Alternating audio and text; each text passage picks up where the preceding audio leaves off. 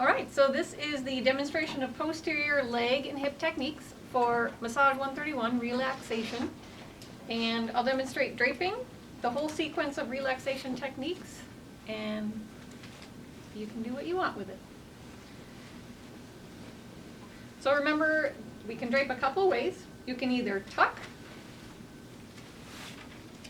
which would be tucking at the interior or medial thigh and at the ASIS here, or you can do the diaper drape.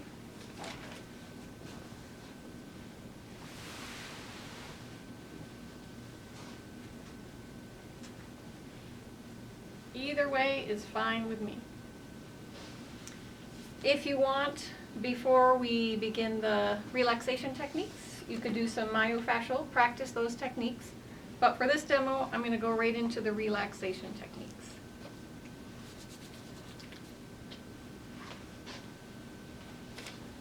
In a nice lunge position, the first technique is just a full glide from ankle all the way up to the iliac crest.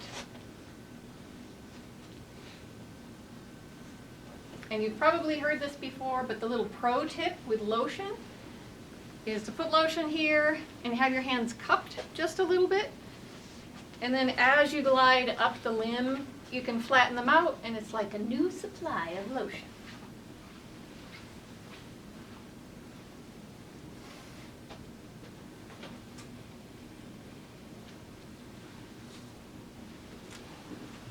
So after a few full leg glides, then we'll need same area, ankle to the gluteal fold.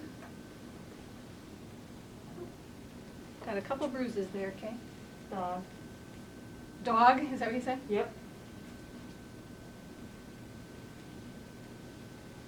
If your client has very long legs, or if your lunge is very short, you might want to take a step somewhere in the middle, or just have a very long lunge. And if you want to see what my legs are doing, you can come around to the back.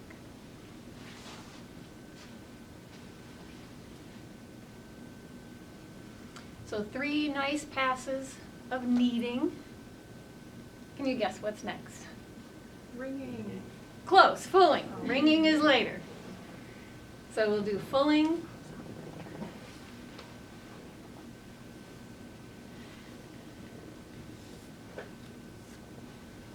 And as I get up toward the pelvis, on the inner thigh, I'm going to just fold my fingers so that they're not grabbing on the inner thigh. And I can go up further on the lateral side than I can on the medial side, obviously. So you do a few passes with fulling and then ringing. For ringing, I'm going to change my stance. So I'm in horseman stance. Remember, ringing, the pressure is really on the uptake. And notice what I do here in lower leg. I'm going to switch something when I get to upper leg.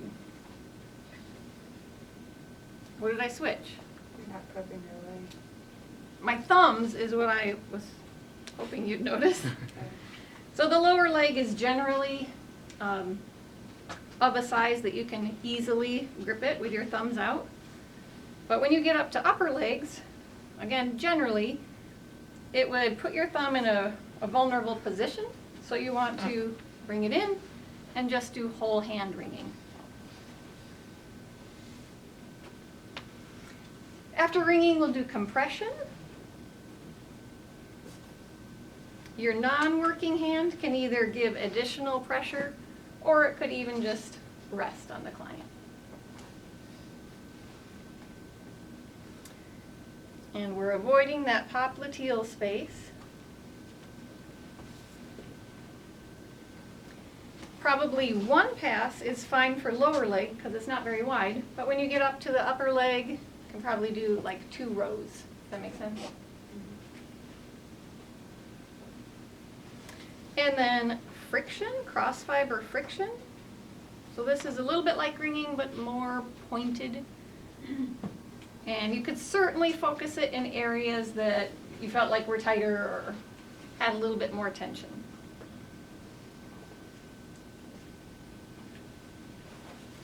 maybe around the knee.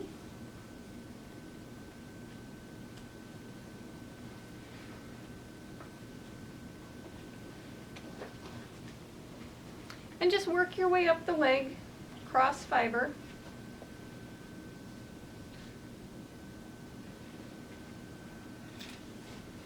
And then the very favorite, the client money move is forearm and elbow, especially along the upper leg. The thigh, or I'm sorry, the calf can be really sensitive actually. So if you do forearm on the calf, just check in. Okay, is this pressure okay? Yep. So the hand is pointed toward the therapist. I'm not doing this way, because when you get up here, then you can drag over areas that you don't want to drag over.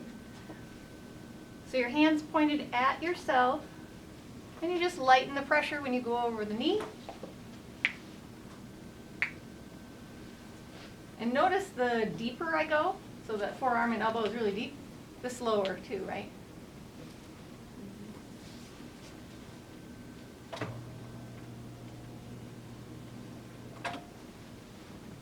When I'm using my elbow, I'm thinking about this pointy part, the olecranon, as my massage tool. The forearm definitely makes contact with the skin, but the pressure and the focus and the intent of my therapy is here. So when I'm coming into the thigh, if they say, oh, more pressure, and I'm giving as much as I feel like I can give, then I'll just do this, and it feels like more. If they're like, oh, that's a little too much, I'll broaden it, and I'll put my pressure here.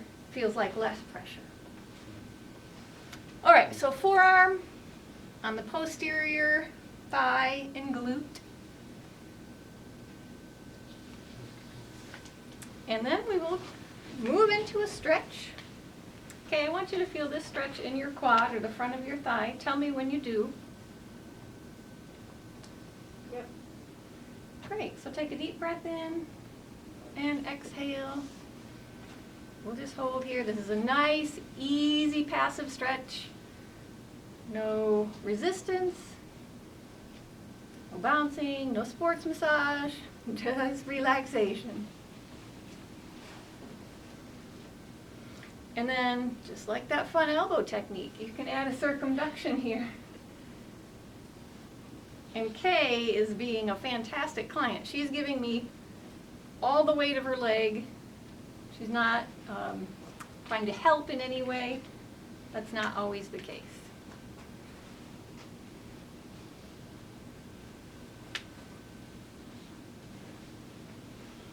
All right, and we will finish with some percussion. You do hacking, beating. You can go all the way up the hip, skip over the knee, to the calf.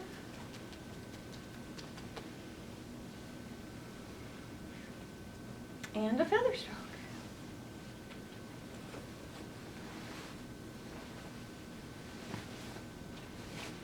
And that concludes the relaxation posterior leg.